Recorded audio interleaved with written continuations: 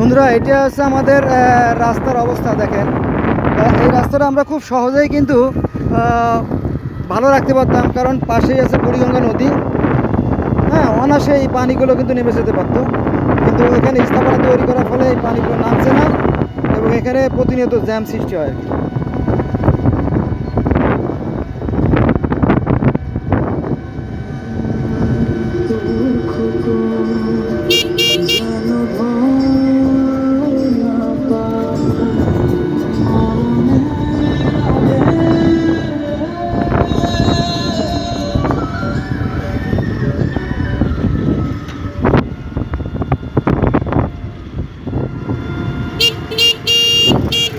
দেখেন রাস্তার সাইডে জুড়ে এই যে ঘর, এই যে এই দেখেন সারা শরীরে আপনার খাওয়ানি তরকারিতে ভরে গেছে। দূরের কথা, একটা খাবারকে গোটা আপনার গায়ে থাকে না।